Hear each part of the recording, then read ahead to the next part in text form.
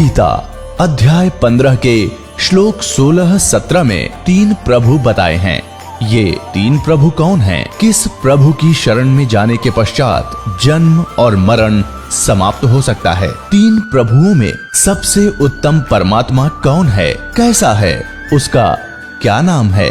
इन सभी गूढ़ रहस्यों को जानने के लिए अवश्य सुनिए जगत गुरु तत्वदर्शी संत रामपाल जी महाराज के अमृत वचन।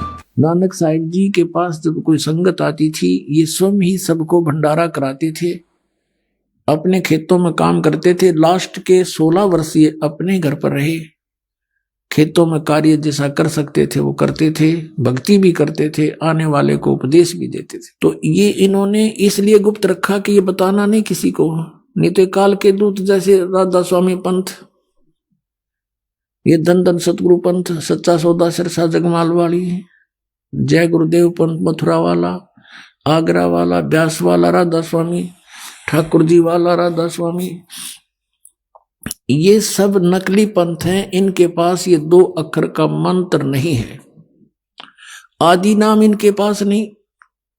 जैसे घट रामायण के अंदर तुलसी साहिब जी ने लिखा, हाथरस वाले ने, कि 500 नाम काल के जानो, जब दानी मन शंका आनो। 500 नाम काल जीव भाख्या, 6वां नाम गुप्त कर रखा। फिर बताया कि सत नाम ले सतलोक सिधाऊं, आदि नाम ले काल गिराऊं। अब सतनाम तो ये 2 अक्षर का, सतनाम ये 2 अक्षर का, जो अभी आपको नानक साहिब जी के और मर्दाना और बाला की वार्ता में आपको बताया, ये है वो सतनाम 2 अक्षर का। और इसके आसपास भी नहीं है ये सचखंड के गीत गाने वाले राधा स्वामी वाले पंथी। यानी इस विश्व में कोई भी इस मंत्र से परिचित नहीं। पुण्यात्मा इस दास के अतिरिक्त ये सत्कर मान लेना तुम, और कोई अधिकारी नहीं। यदि किसी से ज्ञान हो जाते ये अधिकारी नहीं देने के, इसलिए परमात्मा ने इन काल के दूतों से इसे बचाए रखने के लिए, अगर गुरु ग्रंथ साहिब में ये लिख दिया जाता तो महापुरुषों ने, जिन्होंने गुरु ग्रंथ साहिब को बनाया, सब वाणियों का, पवित्र अमृतमणि वाणियों का संग्रह किया, उस समय इन्होंने इस बात को मद्देनजर रखा कि कहीं ये ओम सोहम का मंत्र सतनाम 2 अक्षर का और गुरु ग्रंथ साहिब में लिखा गया, आने वाले भक्त इसको पढ़ेंगे, और पढ़ेंगे तो गुरु जी की आज्ञा की अवहेलना होने से ये हानि को प्राप्त हो जाएंगे। जैसे मर्दाना के साथ कैसी भयंकर दुर्घटना होगी थी, वो मौत को प्राप्त हो गया था। तो इस मद्देनजर से उन्होंने जहां पर भी गुरु ग्रंथ साहिब के अंदर नानक साहिब जी की वाणी में ये मंत्र था, निकाल दी, वह वाणी नहीं रखी ग्रंथ साहिब में। इसके लिए नानक साहिब जी ने एक अच्छा प्रयत्न किया कि एक प्राण संगली बनाई और उसको एक राजा के पास सुरक्षित रख दी कि आप इसको सुरक्षित रखना, और मेरा कोई सिख है उसको देना, नहीं तो किसी आम व्यक्ति का हाथ ना लगने देना, ये मेरी आत्मा है, आने वाले जीवों के लिए उद्धार होगा, संसार से पार करने का इसमें एक बहुत अच्छा मार्ग मैंने लिखा है, आम व्यक्ति के ये हाथ नहीं लगना चाहिए। आप पुण्यात्मा फिर दिखाते हैं आपको थोड़ा सा रिहर्सल कि ये प्राण संगली जो है नानक साहिब जी ने लिखी और एक राजा के पास सुरक्षित रख दी। मर्दाना डूब गया होता इस मंत्र का जाप करने से। इस बात को मद्देनजर रखते हुए प्राण संगली को भी जल प्रवाह कर दिया गया था अर्जुन देव जी के द्वारा, जो गुरु अर्जुन देव जी थे 5वें, जिन्होंने गुरु ग्रंथ साहिब को सब वाणियों को इकट्ठा करके जलद बना दिया, उस समय इसको भी जल प्रवाह कर दिया था। देखिएगा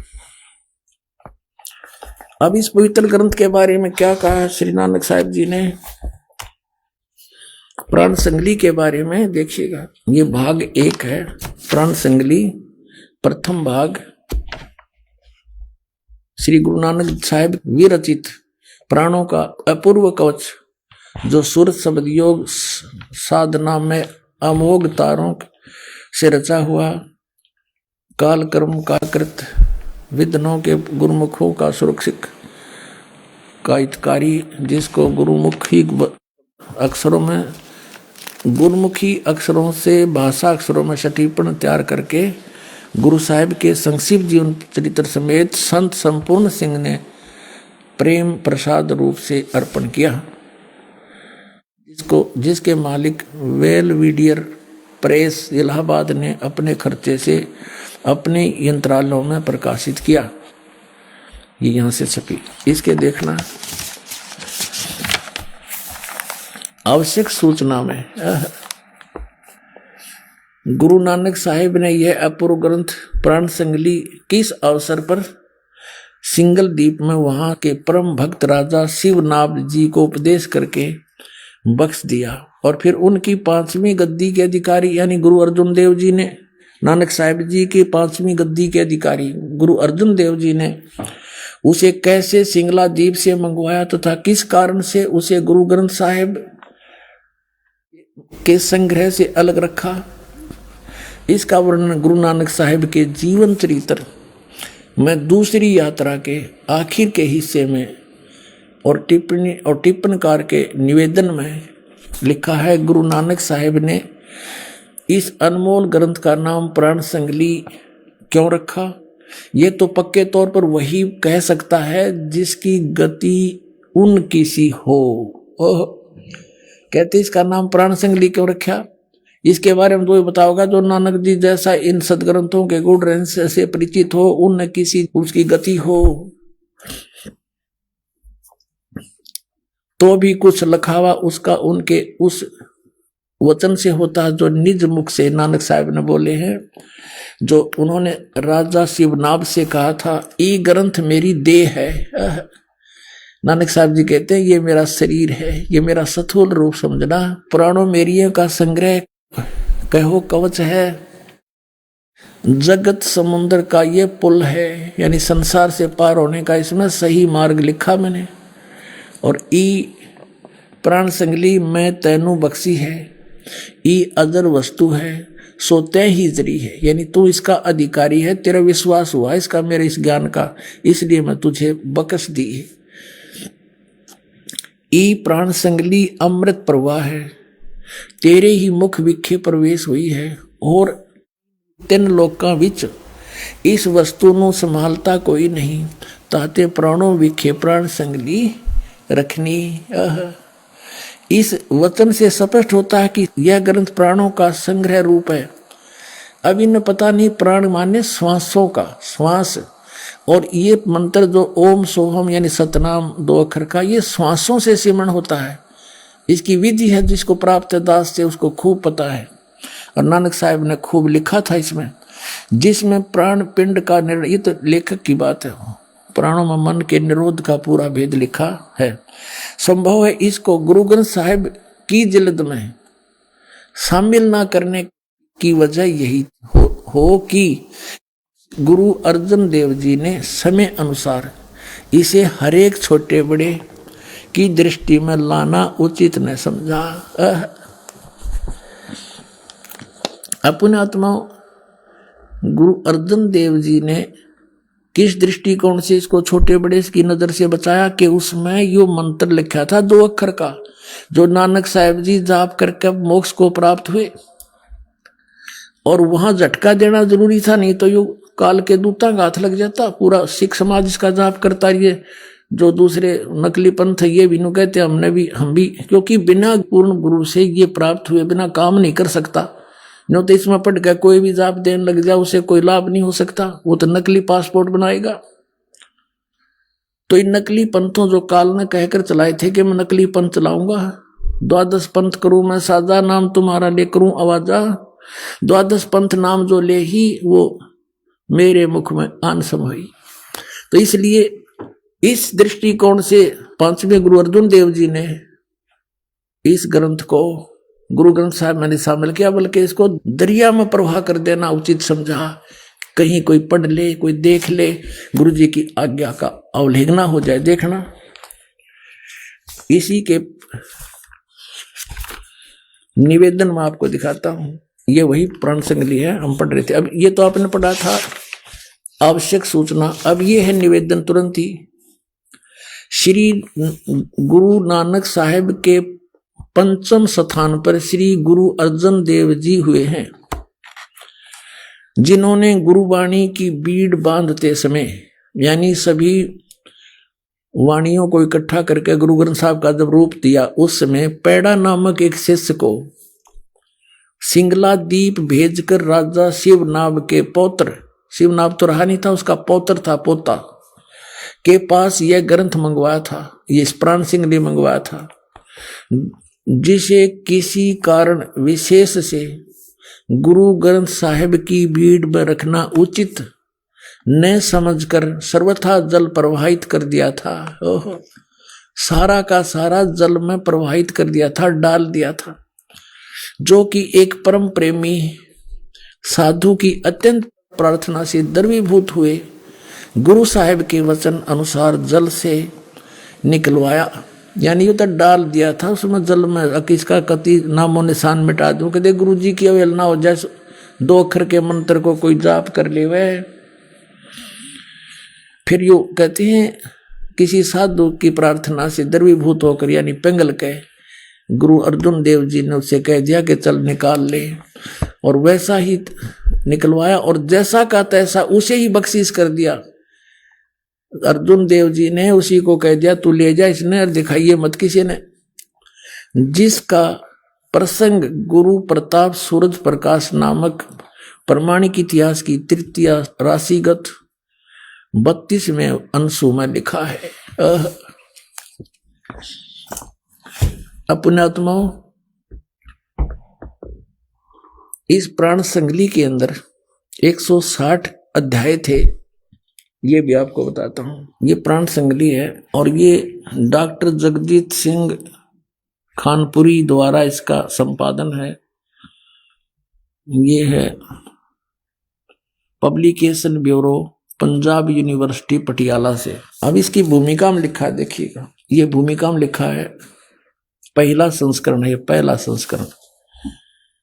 इसमें क्या लिखा है कि प्रस्तुत प्राण संगली दा प्रकाशित रूप है योग अते विशेष तौर ते हठ योग अनुसार प्राणायाम दा, ये इन अपनी तरफ से लिखा है इसका, जो भी इन्होंने सोचा इसको। इसमें क्या लिखा है ये, अब हम भूमिका में देख रहे हैं, भूमिका देखें इसकी, हम अपने मतलब की बात पढ़ेंगे।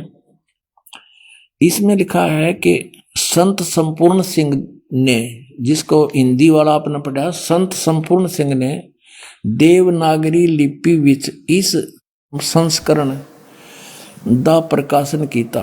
उस विच कुल 80 अध्याय शामिल ਹਨ और 80वें अध्याय के अंत ते इस दे कुल अध्याय 113 लिखे हैं।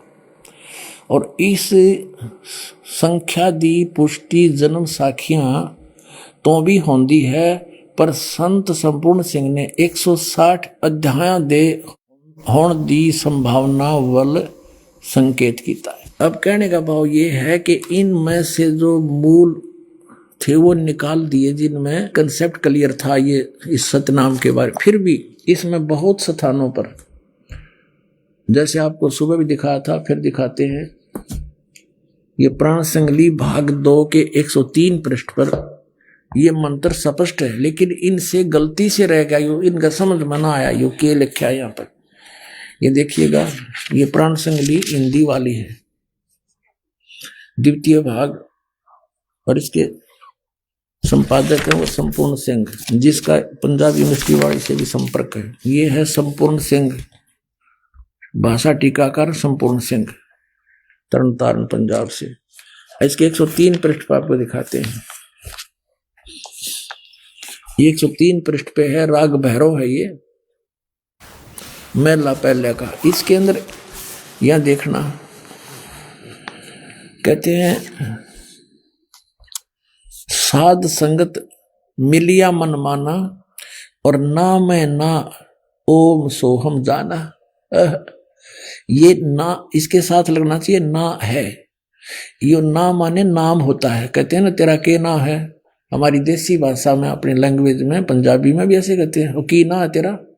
तो नाम में ना, नामों में नाम, नामों में नाम है ओम सोहम, ये जाना, ये असली मंत्र है। अब जैसे यहां देखना, 151 पृष्ठ पे आपको दिखाते हैं, 150 पृष्ठ पे देखना, इसके पे ये ओम मंत्र, ओम दर, ओम दर, अब इसका अर्थ इन्होंने ये 2 नंबर यहां से क्लासिफाई किया है, इसको स्पष्ट किया है। इस ओम को इन्होंने ओम ही सिद्ध किया है। ओम प्लस मदर, ओम से भाव ओंकार शब्द का है। तो यहां भी सिद्ध हो गया, अंडरस्टूड हो गया। ईसाई ओम यू लिख रखा है, देख 103 पृष्ठ पे। अब ये इनका समझ में ना आए कि ये आऊं करेंगे, इसने हूं, ये था ओम, मालिक की दया होगी, गलती से इसके साथ जुड़ गया, इसके साथ जुड़ा होता तो इसने ये काट देते, सोहम शायद रख लेते। तो परमात्मा की दया हुई, और कोई बात नहीं, अगर इसमें भी नहीं होता तो भी परमात्मा कहते हैं कहीं ना कहीं हमने अपनी सच्चाई को रखा ही है। कहते हैं चोर चुरावे तुमबड़ी गाड्डा पानी में, हुआ गाड्डा हुआ ऊपर आवे, सच्चाई छनी ना। अब काल ने वहां कितना दृढ़ कर दिया इन गुरुजियों को कि इस मंत्र की भनक भी नहीं लगनी चाहिए। प्राण संगली कितना अनमोल ग्रंथ, इसको दिखाएं आपको हैरान रह जाओगे। इसमें बहुत क्लियर लिखा है, बहुत जगह पर लिखा है। अपना आत्मा परमात्मा की सी कृपा होगी, ये सिख बच्चे ही इतने सियाने हो गए, ये अपने आप इन सदग्रंथों को जानने लगे, देखने लगे, लाल और लालड़ी की पहचान करने लगे। देखिएगा ये प्राण संगली है पंजाबी वाली, वैसी हिंदी वाली में भी एज इट इज है। ये है प्राण संगली पटियाला यूनिवर्सिटी वाली है। इसके 614 पृष्ठ पर दिखाते हैं आपको प्राण संगली प्रश्नोत्तर माला मैला पहला। यहां क्या लिखा है ये देखिएगा कि अजप्पा जाप सोहम हंसा जान, और सुन महल जाका स्थान। पूर्ण पुरख निरंजन करतार, अगम पुरख का ना ही सुमार। अच्छा आगे लिखा नाम अमोलक सतगुर ते पाया। ओए नानक साहब जी कहते हैं ये अनमोल नाम जो है मैंने ये 2 अक्षर का सतगुर से मिला, और अनहत सुन मही जाय समाया। फिर कहते हैं सोहम हंसा जप माला, और जपत जपत दीन दयाला। फिर यहां क्या लिखा है, इसमें लिखा है आवन जान रह सुख पाई, नानक घट घट नदरी आई। निरंकार दी अचरज लीला, गुरुमति देई ता होए सुहेला। गुरु से प्राप्त होगी, कोई बुद्धि देगा भगवान तो ये आसानी से समझ में आएगा। कहते हैं इस मंत्र का करे जो जाप, ता को लगे न कोई पाप। इस मंत्र का करे जो जाप, ताको लगे न कोई पाप। आत्म राम तिस नदरी आवे, और रमत राम में जो विचलावे। फिर कहता है ये है उसके देख बहे तुम शुद्ध, सोहम हंसा जाको जाप। एह जप जप वड्डे प्रताप। सोहम हंसा जपो बिमाला, ता रचिया जहां केवल बाला। बहुत स्थान पर इन्होंने इस मंत्र के जाप करने के लिए प्रेरणा दी है। अपनात्मा इसमें एक और भी गलती हो सकती है कि लिखा होगा ओहम सोहम जप माला, फिर भी हम इसको और प्रमाणित करते हैं। एक और सिख बच्चे ने ला के दिया है, ये यहाँ पर भी एक और प्राण संगली है, इसमें भी जो का त्यों लिखा है ये वही, ये है भाई चतर सिंह वाली, चतर सिंह जीवन सिंह वाली है, अमृतसर से छपी है। ये बाजार माई सेवा अमृतसर तो छपी है। और इसके प्रश्न नंबर 100 पर लिखा है, यहाँ 100 पर लिखा है, इन बच्चों ने सिख बच्चों ने लगा के दिए निशान, ये सोम हंसा जाका जाप, ई जप जपे होए प्रताप। वो एकदम का न्यू है यो। फिर आगे लिखा है सोहम हंसा जप बिन माला, यानी श्वासों से सिमरन, इसका माला की जरूरत को नहीं।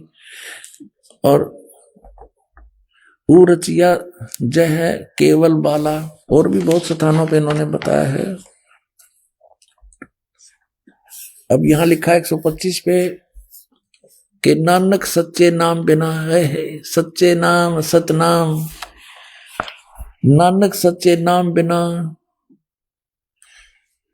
सच्चे नाम बिन ना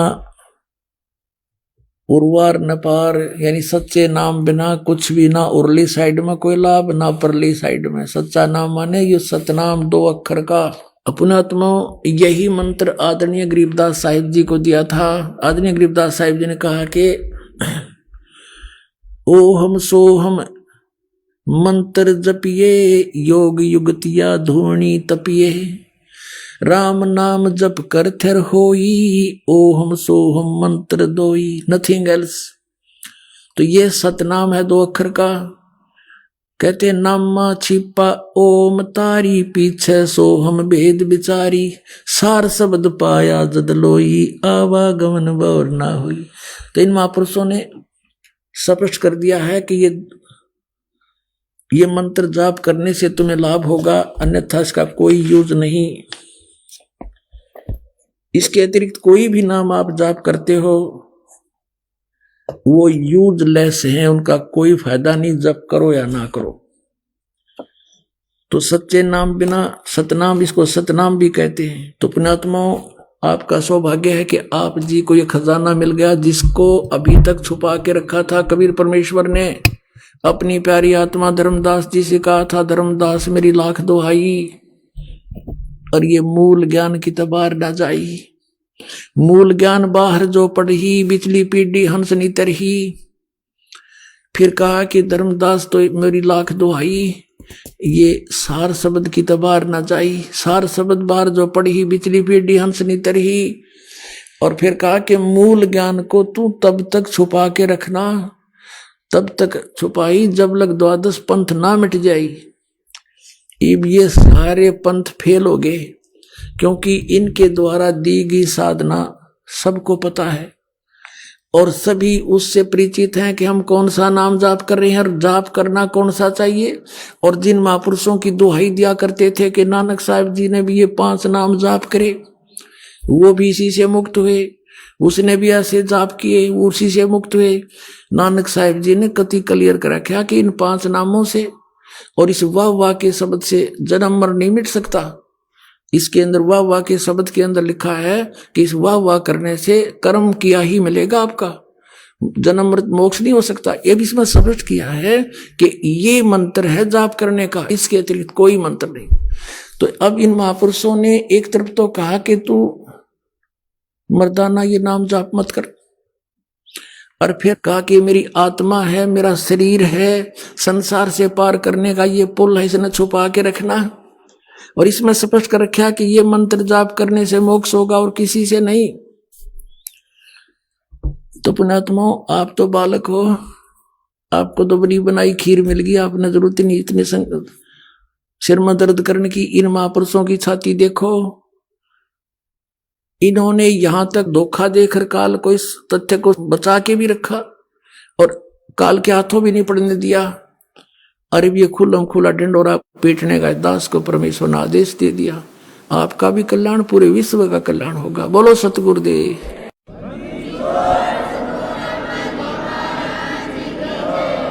परम पिता परमात्मा पूर्ण ब्रह्म सर्व सृष्टि रचनहार कबीर परमेश्वर जी की असीम कृपा से आप पुण्यात्माएं सत्संग सुनने के लिए उपस्थित हुए।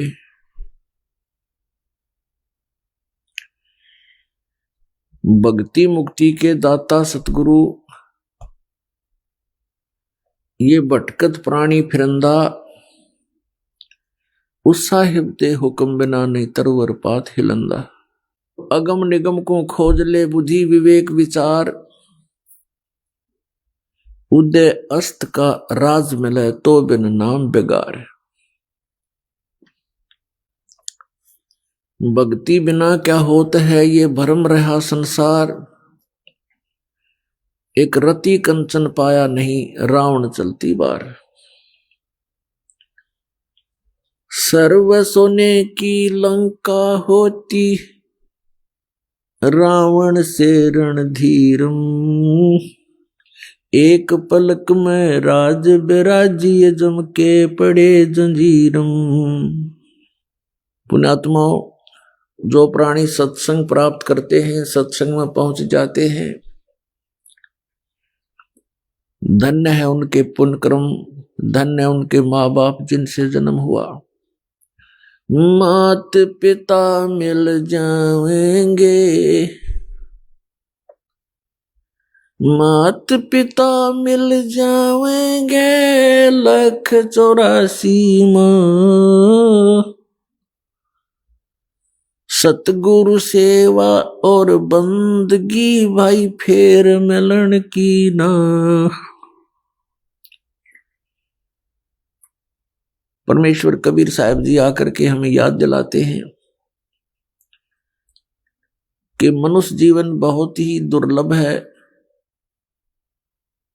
अन्य प्राणियों की योनियां तुमने बहुत बार भोग चुके हो, ना जाने कितनी बार पशु बने, पक्षी बने, जलचर बने, वनचर बने।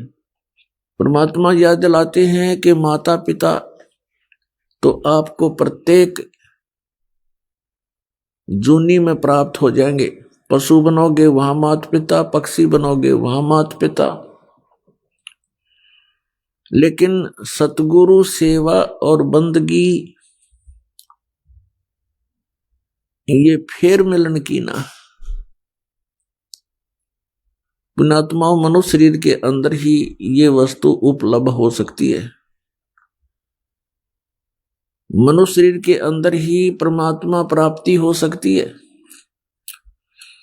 और मनुष्य शरीर प्राप्त प्राणी को ही सत्संग उपलब्ध हो सकता है। पुण्यात्माओं, सत्संग मिलना बहुत कठिन है। सत्संग उसे कहते हैं जिसमें सच्चा ज्ञान हो। बाकी सत्संग नहीं है। जिनके ज्ञान ऐसे बच्चों जैसे हैं, तो क्या वो संत सत्संग करते हैं? जो अभी तक परमात्मा को निराकार बताया करते थे, क्या वो सत्संग करते हैं? वो झूठ बोला करते थे। अभी तक जो ब्रह्मा विष्णु महेश के माता पिता कहते थे इनके कोई माता पिता नहीं है, इनकी जन्म मृत्यु नहीं होती, तो क्या वो सत्संग किया करते? जो संत ये बताते हैं सतलोक में प्रकाश ही प्रकाश है, भगवान है ही नहीं, आत्मा उसमें जाकर के ऐसे लीन हो जाती है जैसे बूंद समुद्र में, तो क्या वो सत्संग क्या करते? वो हमारा जीवन नष्ट करते थे और अपना भी जीवन बर्बाद किया करते थे। तो वो सत्संग नहीं थे। और बोले श्रद्धालु उनके द्वारा दिए गए वचनों को सत्संग जानकर निश्चिंत हुए बैठे थे। अब सत्संग आपको अब प्राप्त हुआ है, या उन महापुरुषों ने सत्संग किया था जिनको परमात्मा मिले थे? परमात्मा की प्राप्ति के उपरांत जिन्होंने जो वचन बोले वो सत्संग था। उनमें कौन कौन से महापुरुष थे जिनको परमेश्वर प्राप्ति हुई? जो दास के नॉलेज में है, उनमें से चंद महापुरुषों के नाम इस प्रकार हैं। आदरणीय धर्मदास साहिब जी, आदरणीय मलुकदास साहिब जी, आदरणीय नानक साहिब जी, आदरणीय दादू साहिब जी, आदरणीय गरीबदास साहिब जी, गांव छुडानी, जिला झज्जर, हरियाणा वाले, आदरणीय गीसादास साहिब जी, गांव खेखड़ा, जिला मेरठ, उत्तर प्रदेश वाले। इन महापुरुषों ने जो परमात्मा प्राप्ति के बाद जो वचन बोले वो सत्संग था, और इनके अतिरिक्त जो वचन इन महापुरुषों की वाणी से मेल नहीं खाते वो सत्संग नहीं है। अब इन महापुरुषों ने क्या बताया है? अनंत कोट ब्रह्मांड का एक रति नहीं भारे, सतगुरु पुरुष कबीर हैं ये कुल के सिरजनहारे। ना सतगुरु जननी जने उनके माने बापे। पिंड ब्रह्मंड से रहित हैं नावा तीनों तापे। परमात्मा स्वयं भी आकर के क्या बताते हैं कि चारों युग में संत पुकारे कूक कहा हम हेल रे। हीरे माणिक मोती बरसे ये जग चुगता ढेल रे। पुण्यात्माओं, परमात्मा के गुणों में, परमात्मा की लीला में जो सदग्रंथों में वर्णित है, स्पष्ट किया हुआ है कि वो परमात्मा ऊपर सतलोक में रहता, सचखंड में। संत भाषा में उसको सचखंड कहते हैं और वेद भाषा में उसको रतधाम बोलते हैं। रतधाम मीन सतधाम, सतलोक कहो, सतधाम कहो। संत भाषा में परमात्मा की उपाधि सतपुरुष, अकाल मूर्त, शब्द स्वरूपी राम आदि से कहा जाता है। वेदों और गीता में उसको परम अक्षर ब्रह्म कहा है, सच्चिदानंद घन ब्रह्म कहा है, दिव्य पुरुष कहा है। वो परमात्मा हम सब के पिता है।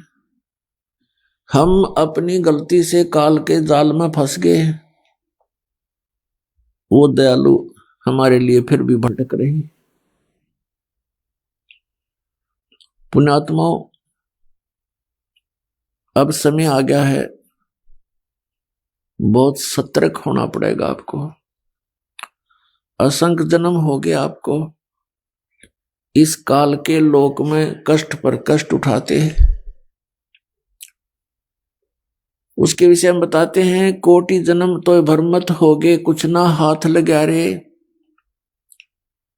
और कुकर सुकर खरबा बोरे कौआ हंस बुगारे।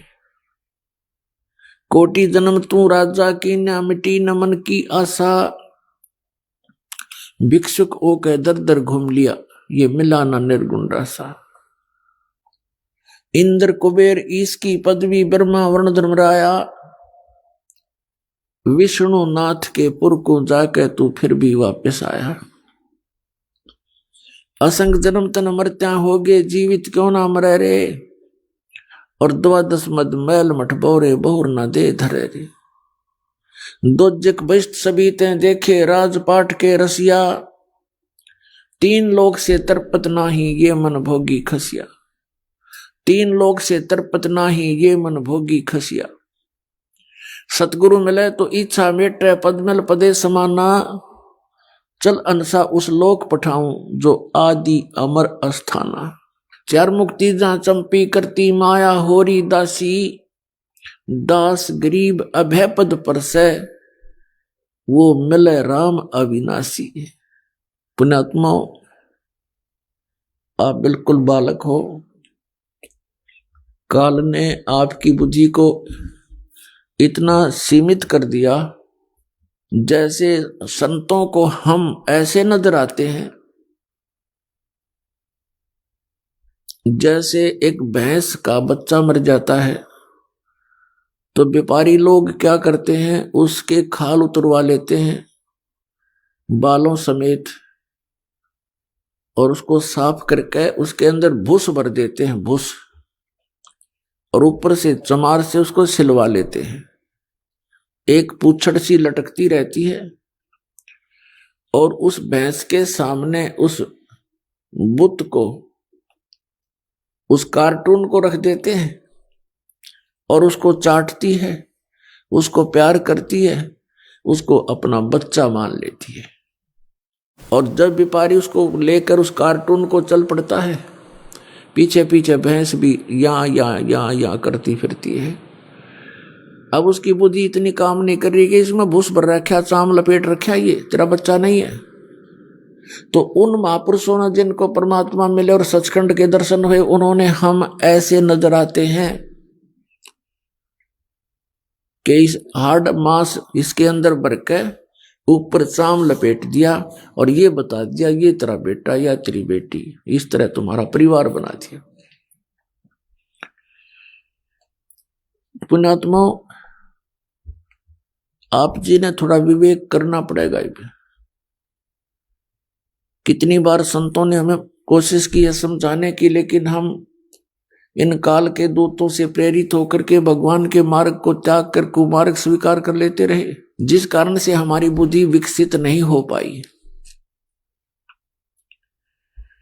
वो परमात्मा हमारे लिए कितना कष्ट उठा रहे हैं। वो हमें बताने की चेष्टा कर रहे हैं कि सतलोक में चलो, वहां तुम्हें सुंदर शरीर मिलेगा, उसके अंदर ये नाड़ी तंत्र नहीं होगा, 5 तत्व से बना हुआ नहीं होगा, उसमें ना कोई रोग कोड होगा, उसमें बीपी हाई लो नहीं होगा, उसमें कभी वृद्धावस्था प्राप्त नहीं होगी। वहां सचखंड के अंदर आप की ऐसी सृष्टि होगी, ऐसा ही परिवार होगा जैसा यहां पर है, और वहां कोई काम नहीं। अपने आत्माओं, आपकी संतान हुई, आपने मकान बनाए, उन बच्चों के लिए सारी सुविधाएं की और करते ही रहते हो। अब ये नहीं पता पिता की मृत्यु हो जाए, पता नहीं मां की मृत्यु हो जाती है, और पता नहीं बेटा मर जा बेटी मर जा। तो हम जिस व्यवस्था में सारा जीवन बर्बाद कर चुके, उसका हमें क्या लाभ हुआ? लेकिन हम सोचें क्या इसका विकल्प नहीं? हम देखते उसके साथ भी ऐसी घटना होगी, उसके साथ भी होगी, कोई बात नहीं, तो होती रहती है। अब परमात्मा ने इसका विकल्प बता दिया, इसका अल्टरनेट बता दिया कि जब तक तुम्हारे संस्कार हैं, परिवार में आप रहो, और वो भी भगवान की आत्मा है, आपके बेटा बेटी रूप में रोल करने आए हैं, माता पिता रोल के रूप में आए हैं, तो उनको एक विशेष प्यार देना, आपस में खींचातानी नहीं बढ़ावे। इस दृष्टिकोण से कि हम उस पिता के बच्चे हैं, अगर हम इनको किसी को एक दूसरे को दुखी करेंगे तो परमात्मा नाराज हो जाएगा, क्योंकि हम पहले गणे दुखी यहां पर, फिर हम एक दूसरे को सतावें, कोई वचन से जख्म करें, किसी को और कोई हानि पहुंचावें, तो हम तो कौवे हो गए, कौवे, मनुष्य नहीं रहे। जैसे कौवा जख्म के ऊपर चोंच मार कर खून निकाल लेता है, हमने हंस बनना है, तो हम सतलोक चलेंगे। वो परमात्मा हमारे पीछे फिर रहा है। जो जन मेरी शरण है, ताका हूं मैं दास, गेल गेल आज्ञा फिरूं जब तक धरणी आकाश। परमात्मा कहते हैं कि जो मेरी शरण में एक बार किसी भी युग में आ गया, तो मैं उसके पीछे पीछे फिरता रहता हूं और उसको पार करने की चेष्टा करता हूं। क्या बताते हैं? अनंत कोट बाजी जहां हम रचे सकल ब्रह्मंड, कह कबीर मैं के करूं यू काल करे जीव खंड। कबीर साहब बताते हैं कि मैं इतना समर्थ हूं, ये सभी ब्रह्मांड मैंने रचे, अनंत कोट बाजी जहां रचे सकल ब्रह्मंड, और कहे कबीर मैं क्या करूं ये काल करे जीव खंड। पुण्यात्माओं, आपने ये अमर कथा कभी सुनी नहीं थी। आप जी ने अपने ही धर्म मजहब के अंदर चल रही कथाओं को सुना, उन्हीं के आधार से आपका माइंड सेट हो गया। अब इस अमर कथा को सुनकर बहुत दिनों में जाकर आपका विश्वास होगा, और जब आपको ये कथा समझ में आ जाएगी, उस समय देखना आपके मन की स्थिति क्या होगी। आप ऐसी स्थिति में हो जाओगे जैसे परगर पावना रह उठाए चित, जैसे दूसरे के घर में, दूसरे गांव में, रिश्तेदारी में कोई प्राहुणा चला जाता है, मेहमान रूप में जाता है, वो वहां रहता अवश्य है, लेकिन उसको पता है कि मैंने वापस जाना है, और उसको अपने घर की रह रहकर याद भी सताती रहती है। कहते हैं जैसे पर घर पाहुणा रह उठाए चित, तो यहां से आपका ऐसे मन हट जाएगा एक दिन, और फिर सतलोक में आपका अगला कदम सतलोक में होगा। अब परमात्मा ने हमें आकर बताया कि जब सबसे पहले मैं यह आपके दुखों को देखकर इसमें प्रवेश किया काल के लोक में, तो इस काल ने मेरा रास्ता रोकने की चेष्टा की, क्योंकि परमात्मा बताते मैं जोगजीत के रूप में था। जोगजीत वहां एक पुत्र है परमात्मा का, जो सर्वप्रथम 16 उत्पन्न किए थे उनमें से एक है। जोगजीत जानकर मेरे साथ इसने बहुत अड़ंगा अड़ाने की चेष्टा की, लेकिन मेरी शक्ति के सामने ये हताश हो गया। फिर चरण पकड़ लिए, रोने लगा, हाहाकार मचा दी। जब मैंने इसको कारण बताया कि मैं किस उद्देश्य से आया हूं, धर्मदास साहिब जी को परमात्मा बता रहे हैं कि धर्मदास, प्रथम सतयुग के अंदर जब मैं यहां आया तो इसने मेरे साथ बहुत कलह मचाई। जब मैंने अपनी शक्ति का प्रयोग किया तो इसकी नहीं पार बसाई। चरण पकड़ लिए, पैर पकड़ के कहता जोगजीत आप किस लिए आए हो? तो मैंने इसको बताया कि मैं नीचे जाऊंगा और सभी प्राणियों को बताऊंगा कि यू परमात्मा नहीं है, यू भगवान नहीं है जिसको तुम भगवान मान रहे हो, और एक ऐसा मंत्र दे के आऊंगा, सतनाम, सच्चा नाम, उसका जाप करने वाले प्राणी को तू रोक नहीं पाएगा। और सभी को बताऊंगा कि तुम यहां के रहने वाले नहीं हो, तूने इन सब को नशा करवा दिया, तीनों गुणों से एक एक इंजेक्शन लगवा दिया इनको। तो ये चिंतित हो गया। इसने कहा कि हे भगवान, मुझे श्राप लगा हुआ है 1 लाख जीव आहार करने का, यदि आप इन सब को ले जाओगे तो मेरा क्या होगा? परमात्मा ने कहा कि अब मैं इनको नहीं छोड़ूंगा, तेरा हो या ना हो। फिर इसने प्रार्थना की, प्रभु कोई बात नहीं, मेरी कुछ और समस्याएं हैं, उनका समाधान कर दीजिए और वचनबद्ध होकर के मुझे आशीर्वाद दीजिए। परमात्मा ने कहा धर्मदास, मैंने वचनबद्ध होकर के इससे कहा कि बोल क्या मांगता है। इसने कहा कि परमात्मा 3 युगों में जीव थोड़े ले जाना, चौथा युग जब कलयुग आवे तब तब शरण जीव बहु जावे, ऐसा वचन हर मोय दीजे, तब तुम गवन संसार ही कीजिए। तो मैंने इसको कह दिया ठीक है तथास्तु, कि ऐसा ही होगा। फिर इसने एक प्रार्थना और की थी कि परमात्मा जबरदस्ती ना करना हे बड़े भाई, क्योंकि जोगजीत रूप में खड़े थे परमात्मा, और ये भी उन्हीं का भाई है, परमात्मा से कबीर से उत्पत्ति हुई इस काल की ज्योति निरंजन की। और इसने कहा कि हे प्रभु, हे बड़े भाई, जबरदस्ती ना करना, जो आपके ज्ञान को स्वीकार करे वो आपका, और हमारे ज्ञान को स्वीकार करे वो हमारा।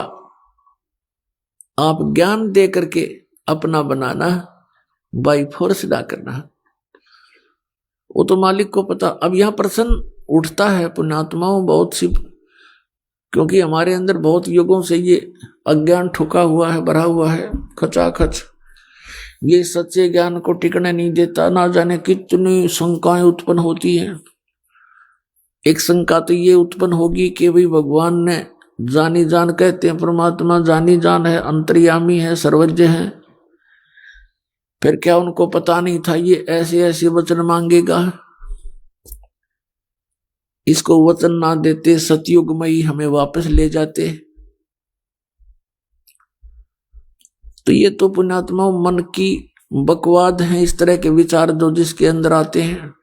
हम सतलोक में रहा ही करते। यदि हम ऐसे टिकने वाले होते तो पहले ही ना वहीं रहा करते थे। आवश्यकता ही नहीं थी हमें यहाँ आने की, फिर भगवान को यहाँ दुख उठाने की हमारे लिए। परमात्मा को पता था कि सतयुग त्रेता द्वापर में ये प्राणी दुखी नहीं होता। पुण्यकर्मी प्राणियों को मनुष्य जीवन मिलता है सतयुग त्रेता द्वापर में, जिनके बहुत घने पुण्य होते हैं और वो सभी साधना भी करते हैं, मनमुखी साधना करते हैं, शास्त्र विधि त्याग कर भी साधना करते हैं। उनसे सिद्धियां प्राप्त अवश्य हो जाती हैं और उनके पूर्व प्रारब्ध कर्मों के आधार से, किस्मत में लिखे हुए पनों के आधार से उनको सुख होता है, शरीर स्वस्थ होता है। सतयुग में पिता से पहले पुत्र की मृत्यु नहीं होती, जो सबसे बड़ा जख्म होता है पिता के लिए।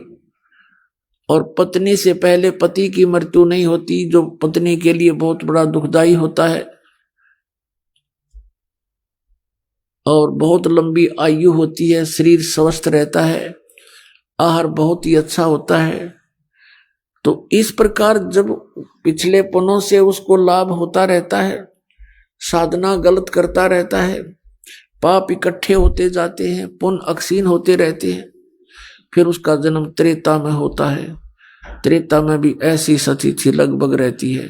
फिर द्वापर में होता है, हरे भरे वृक्ष होते हैं, सब जगह जंगल होते हैं, फलदार वृक्ष होते हैं, समय पर वर्षा होती है। तो इस प्रकार ये सोचता रहता है कि जो साधना पूजाएं मैं कर रहा हूं इनसे मुझे लाभ हो रहा है, अज्ञानता के कारण। तो परमात्मा के ज्ञान को जो पहले वाले साधना से बिल्कुल हटकर होता है, उसको ये प्राणी बिल्कुल स्वीकार नहीं करता।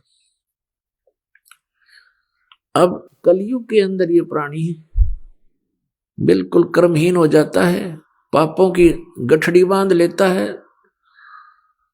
और पुण्य इसके पास रहते नहीं। ये साधनाएं भी करता है और लाभ कति होता नहीं, या तो नास्तिक हो जाता है या फिर दुख को भोग कर ही अपना जीवन पूरा करता है। और उन अज्ञानी संतों ऋषियों ने, उन्होंने सतयुग के अंदर जो साधनाएं की, अब उनको वो मार्ग मिला नहीं, यह सतनाम उनको प्राप्त हुआ नहीं जो पाप नाश करता है। और जिस कारण से उन्होंने अज्ञान सिद्धांत बनाकर समाज में प्रवेश कर दिया कि कर्म तो भोगना ही पड़ता है। आइए अब हम उन श्रद्धालुओं के अनुभव जानते हैं जो जगत गुरु तत्वदर्शी संत रामपाल जी महाराज जी से दीक्षा प्राप्त कर चुके हैं तथा उनके द्वारा बताए गए भक्ति मार्ग पर चल रहे हैं। सर नमस्कार। नमस्कार जी। क्या नाम है जी आपका? मेरा नाम समय सिंह है जी। समय सिंह जी, कहाँ से आए आप? मैं कठुमर तहसील अलवर राजस्थान से हूँ जी। सर, संत रामपाल जी महाराज की शरण में आने से पहले आप क्या भक्ति साधना करते थे? मैं संत रामपाल जी महाराज जी की शरण में आने से पहले हनुमान जी की पूजा करता था जी, गोवर्धन परिक्रमा के लिए भी जाया करता था और व्रत भी करता था मैं हनुमान जी के। तो सर, जो आप पारंपरिक पूजाएं करते आ रहे थे इतने सालों से, तो फिर आप संत रामपाल जी महाराज जी की शरण में क्यों गए? भगत जी, दरअसल क्या है, 2013 की बात है, मैं बेरोजगार घूमता था, मानसिक तनाव में रहता था, जिसकी वजह से मेरे घर में कलेश वगैरह रहते थे। मैंने अपनी पत्नी को ऐसे झगड़े करके माई के भेज दिया था। 4-6 महीने हो गए मैं मानसिक तनाव में रहता था भगत जी। मैं और ये जो झाड़ फूंक वाले उनके पास भी जाता था कि शायद कोई शनिदेव का प्रकोप बताता था। किसी ने बताया मंगलवार के आप व्रत करो, वो भी कर लिया, मगर किसी प्रकार का कोई लाभ नहीं था। मानसिक तनाव की वजह से मैं टीवी पर अक्सर कर भागवत वगैरह के चैनल वगैरह देखता था। सर जी, मैंने क्या है कि मानसिक तनाव की वजह से नशा भी करने लग गया था। मैं गुटखा खाता था, तम्बाकू भी खाता था, अंडा भी खाने लग गया था, गलत लोगों के साथ रहने लग गया था, किसी प्रकार का रोजगार नहीं था। मैं घर पे ही टाइम पास इधर उधर खेती में करता था। तो फिर क्या है कि मैं टीवी पे साधना चैनल देखने लगा, तो उस पर संत रामपाल जी महाराज जी का सत्संग आता था। तो मैंने एक बार देखा, संत रामपाल जी महाराज जी का शिष्य था, वो अपना इंटरव्यू में बता रहा था, वो गांव में फ्री का कार्य करता था, कप वगैरह बेचता, और उसने संत रामपाल जी महाराज जी से प्रार्थना लगाई कि तो परमात्मा ने उस पर दया की, उसको गवर्नमेंट जॉब मिल गया, वो लेक्चरर हो गया। तो मेरे भी मन में विचार आया कि शायद यहाँ पर मुझे भी रोजगार मिल सकता है। मैं रोजगार के बहाने से ही संत रामपाल जी महाराज जी के पास आने की इच्छा बनी। सर, आपने संत रामपाल जी महाराज जी से नाम दीक्षा कब ली? सर जी, मैंने संत रामपाल जी महाराज जी से नाम दीक्षा 28 फरवरी 2013 में ली थी। सर, संत रामपाल जी महाराज जी के अनुयायियों के बारे में ये कहा जाता है कि वो अंधविश्वास के तहत जुड़े हैं या फिर वो ज़्यादा पढ़े लिखे नहीं हैं। सर, आप उन लोगों के लिए एक माकूल जवाब हैं, आप एक पढ़े लिखे इंसान हैं, तो सर आप उन लोगों को क्या कहना चाहेंगे? देखो जी, ऐसा है, संत रामपाल जी महाराज जी जो ज्ञान देते हैं वो शास्त्रों से अनुकूलित है, शास्त्रों के अनुसार है। अज्ञानता तो जो ये गुरुपद पर बैठे हुए लोग हैं, इन लोगों ने फैलाई है। आज पढ़ा लिखा इंसान भी संत रामपाल जी महाराज जी से नाम दीक्षा लेके सारे शास्त्रों को पढ़ के और तब जाके संत रामपाल जी महाराज जी की शरण में आया है। मैंने संत रामपाल जी महाराज जी की शरण में आने से पहले ज्ञान गंगा पुस्तक पढ़ी थी, फिर उसके बाद संत रामपाल जी महाराज जी का ज्ञान मुझे सबसे उत्तम लगा। सर, जैसा कि आपने बताया कि आपने संत रामपाल जी महाराज जी के ज्ञान को समझा है, आपने ज्ञान गंगा पुस्तक को पढ़ा है। सर, हम आपसे ये जानना चाहेंगे कि ऐसा आपने संत रामपाल जी महाराज जी के ज्ञान में और ज्ञान गंगा पुस्तक में क्या पढ़ा जो अन्य किसी संत ने आपको कभी नहीं बताया? देखो जी, संसार में लोग पेड़ को भगवान मान लेंगे, पत्थर को भगवान मान लेंगे, मगर कबीर साहब को एक संत ही मानते हैं। तब मैंने वो ज्ञान गंगा पुस्तक पढ़ी तो उसमें एक वाणी थी, हम सुल्तानी नानक तारे दादू को उपदेश दिया, जात जुलाया भेद न पाया, काशी माए कबीर हुआ। तो हमको भी थोड़ा अटपटा लगा, भाई ये भगवान कबीर साहब तो संत थे, इनको भगवान कैसे बताएगा। जब देखा गीता में प्रमाण और भी सारे ग्रंथों में बताया, ऋग्वेद में भी कबीर साहब के भगवान होने का प्रमाण बताया, तो आंखों देखा, तब जाके विश्वास हुआ कि हाँ, संसार में भूल पड़ी है और जो सत्पुरुष है, जो परम अक्षर ब्रह्म है, वो केवल कबीर साहब जी हैं। सर, आपने कबीर साहब को परमात्मा मानते हुए संत रामपाल जी महाराज जी से नाम दीक्षा ली है, तो सर हम आपसे ये जानना चाहते हैं कि जो पूजाएं साधनाएं हिंदू धर्म में हजारों सालों से चली आ रही है, देव देवताओं की पूजा, मंदिरों में जाना, जल चढ़ाना, क्या वो पूजाएं सारी व्यर्थ थी? क्योंकि कबीर साहब तो इन पूजाओं का खंडन करते हैं। देखो जी, कबीर साहब जी ने आडंबर और पाखंड का खंडन किया है। गीता जी में भी कहा गया है कि जो शास्त्र विधि को त्याग कर मनमाना आचरण करता है उसे किसी प्रकार की सिद्धि सुख प्राप्त नहीं होता। क्या कहीं भी शास्त्रों में नहीं लिखा कि मंदिरों में जाना, जल चढ़ाना, इस तरह की कोई क्रियाएं करना? जो अपने हिंदू धर्म के शास्त्र हैं उनमें कोई प्रमाण नहीं है मंदिरों में जाने से आपको मुक्ति मिलेगी या फिर जल चढ़ाने से मुक्ति मिलेगी, ऐसा कुछ नहीं है। शास्त्रों में तो व्रत के लिए भी मना किया हुआ है गीता। सर, एक और बात हम यहाँ पे आपसे जानना चाहेंगे कि संत रामपाल जी महाराज जी के अनुयायी दावा करते हैं कि उनसे नाम दीक्षा लेने के बाद उनकी कैंसर जैसी भयानक बीमारियां दूर हुई है और अनेकों लाभ उनको हुए हैं। तो क्या संत रामपाल जी महाराज जी से नाम दीक्षा लेने के बाद आपको भी कोई लाभ मिला? जी देखो, सबसे बड़ा लाभ तो ये मिला कि हमको मुक्ति का रास्ता मिल गया भगवान की दया से। और सांसारिक सुख की बात करें तो जिस दिन मैंने संत रामपाल जी महाराज जी की पुस्तक मिली थी उसी दिन से मेरे विचार बदल गए, बुराइयां छूट गईं और जो घर में कलह था वो खत्म हो गया। जैसा कि मैंने आपको पहले बताया था कि मैंने अपनी पत्नी को पीट के भगा दिया था, तो ज्ञान गंगा जब पुस्तक पढ़ी तो मुझे पता चला कि मैंने कितना बड़ा दोष किया है और मैं अपने आप में ग्लानि महसूस करने लगा। नाम लेने से पहले ही मेरे घर का कलह समाप्त हो गया, मेरी सोच बदल गई, मैंने नशा छोड़ दिया। नशा एक बहुत बुरी बीमारी है, मैंने भी कई बार पहले छोड़ने की कोशिश की थी मगर छोड़ नहीं पाता था, परेशान भी था इससे, गुटखा वगैरह से। मगर जब मालिक से मैंने नाम लिया तो भगवान सतगुरु रामपाल जी महाराज जी की दया से मेरा ये नशा खत्म हो गया। घर का जो कलेश होता था जिससे घर मुझे नरक जैसा महसूस होने लगता था, आज घर भी भगवान की दया से मेरा स्वर्ग जैसा है। कोई संत रामपाल जी महाराज जी की दया से स्वर्ग जैसा है, किसी प्रकार का कोई कलेश नहीं होता है। और एक सबसे बड़ा लाभ जो हुआ भगत जी, मैं क्या बेरोजगार घूमता था, मुझे कोई रोजगार नहीं मिल रहा था। मैं गवर्नमेंट जॉब में भी कोशिश किया था, मैं डिफेंस में भी जाना चाहता था और मगर कोई नहीं था। तो मुझे लगा शायद सतगुरु रामपाल जी महाराज जी की दीक्षा लेने के बाद मेरे दिन सुधर जाएंगे और मैंने दीक्षा ली। दीक्षा लेने के बाद संत रामपाल जी महाराज जी की दया से आज मुझे गवर्नमेंट जॉब भी राजस्थान सरकार में मिल गया है और एक दूसरा लाभ मेरा सांसारिक दृष्टि से देखें तो एक बार मेरे क्या है, मैं भर्ती की रेस वेस किया करता था, तो मेरे पैरों में एक ठसक के बोलते हैं, ठेस बोलते हैं देहाती भाषा में, कील भी बोलते हैं, वो बीमारी हो गई थी, जिससे मुझे चलना भी दुर्लभ हो गया था। नंगे पैर में चल भी नहीं सकता था, कांटे से चुभते थे।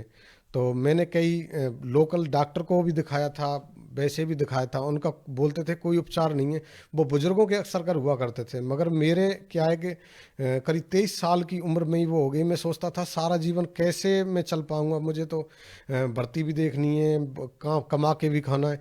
एक पैर में 4 थी, एक में 3 थी, तो चलना बहुत दुर्लभ हो गया था। मैंने फिर पुराने जो भक्त थे उनसे मैं मिला, उन्होंने बोला संत रामपाल जी महाराज जी से आप प्रार्थना लगाओ, वो लोगों का कैंसर ठीक कर देते हैं, जिसकी आयु समाप्त हो गई उसकी आयु भी बढ़ा देते हैं, तो आपकी तो छोटी सी बात है। जब मैं आश्रम गया, संत रामपाल जी के आशीर्वाद के लिए लाइन में लगा हुआ था, तो गुरु रामपाल जी महाराज जी आए। मैं इतना ही बोल पाया था, गुरु जी मेरे पैरों में इससे आगे नहीं बोल पाया। गुरु जी ने मेरे सिर पर हाथ रखा और कहा बेटा ठीक हो जाएगा, सेवा कर। तो संत रामपाल जी महाराज जी ने आशीर्वाद दिया और मेरी करीब 15 दिन के अंदर अंदर बीमारी ठीक हो गई। उसके बाद मैंने यूपी पुलिस की 5 किलोमीटर की रेस भी 20 मिनट में की है। आज मैं पूरी तरह से, मेरे पैरों में कोई प्रॉब्लम नहीं है, भगवान की दया से और संत रामपाल जी महाराज जी की दया से आज मैं पूरी तरह स्वस्थ हूँ। और कोई लाभ सर? जी भगत जी, एक बार मैं कहीं बाहर पढ़ने जा रहा था, तो मेरे क्या है कि बैग में भी पैसे नहीं थे और जेब में भी पैसे कम पड़ गए थे। मैंने इधर उधर से मैनेज करके पैसे लिए। अब मैं जब वहाँ पहुँचा और मैंने बैग को चेक किया, तो भगत जी वहाँ मुझे 4,000 रुपये रखे हुए मिले। आज तक मुझे उन पैसों का पता नहीं है वो पैसे कहाँ से आए थे। जी सर जी, मुझे विश्वास है कि वो जो मेरे बैग में पैसे मिले थे वो संत रामपाल जी महाराज जी ने ही डाले थे। मैंने और भी विचार किया था, मगर उन पैसों का मुझे कोई अता पता नहीं मिला। वो पैसे मुझे पूर्ण विश्वास है संत रामपाल जी महाराज जी ने ही मेरे बैग में डाले थे। और जीवन में नए दिन बहुत सारे चमत्कार संत रामपाल जी महाराज जी से नाम लेने के बाद प्रतिदिन होते हैं। सर, जैसा कि आपने बताया कि पहले आप बेरोजगार थे, लेकिन संत रामपाल जी महाराज द्वारा दी गई भक्ति को करने से आपको रोजगार भी मिला। सर, आज की जो युवा पीढ़ी है वो अच्छी शिक्षा प्राप्त करने के बाद भी वो बेरोजगार है या फिर कहीं ना कहीं वो नशे की बुरी लत में फंसे हुए हैं, तो उन युवाओं को आप क्या संदेश देना चाहते हैं, क्या कहना चाहते हैं? देखो जी, हर युवा की एक ही टेंशन होती है कि उसे रोजगार मिल जाए। हर कोई जी तोड़ के मेहनत करता है, मगर हर किसी के नसीब में नहीं है। मेहनत सब लोग करते हैं, मगर हर किसी को गवर्नमेंट जॉब नहीं मिलता। मैं हर युवा से एक रिक्वेस्ट करना चाहूँगा कि युवा मेहनत कर सकता है मगर किस्मत नहीं बदल सकता। और ये भगवान ऐसे हैं, ये संत रामपाल जी महाराज ऐसे हैं, जो आपकी किस्मत में भी नहीं होगा ना उससे ज़्यादा दे सकते हैं। ये अपने प्रवचनों में बताते हैं संत रामपाल जी महाराज, और वादा करते हैं कि मैं आपको मुक्ति के साथ साथ हर प्रकार का सुख देने का वचन देता हूँ। ये मालिक की वाणी है, और मालिक की वाणी संत रामपाल जी महाराज जी की वाणी है, और संत रामपाल जी महाराज जी की वाणी खाली नहीं जा सकती। तो हर युवा को मैं यही कहना चाहूँगा, हम यही रिक्वेस्ट करेंगे कि जो आज का युवा वर्ग नशे की ग्रस्त में बेरोजगार घूमता है, मानसिक तनाव में रहता है, संत रामपाल जी महाराज आपके जीवन में आने वाली हर प्रकार की समस्या, रोजगार की है, नशा मुक्ति है, आपके घर का कलेश है, मानसिक तनाव है, और भी बहुत सारी जो आपके जीवन में समस्याओं को समाप्त करके आपके जीवन को खुशहाल बनाएंगे। इसके साथ साथ सबसे बड़ा जो लाभ है, आपको इस 84 के चक्कर से निकालेंगे। सर, आज के दिन अगर कोई संत रामपाल जी महाराज जी से नाम दीक्षा लेना चाहता है तो वो उनसे नाम दीक्षा कैसे ले सकता है? जो भी आज संत रामपाल जी महाराज जी से नाम लेना चाहता है, वो मोबाइल पे, यूट्यूब पे या किसी भी बहुत सारे चैनलों पे गुरु जी का सत्संग आता है, संत रामपाल जी का सत्संग आता है, और वहाँ से वो नंबर प्राप्त करके और संत रामपाल जी महाराज जी से नाम दीक्षा ले सकता है। बहुत बहुत धन्यवाद। सत साहिब जी।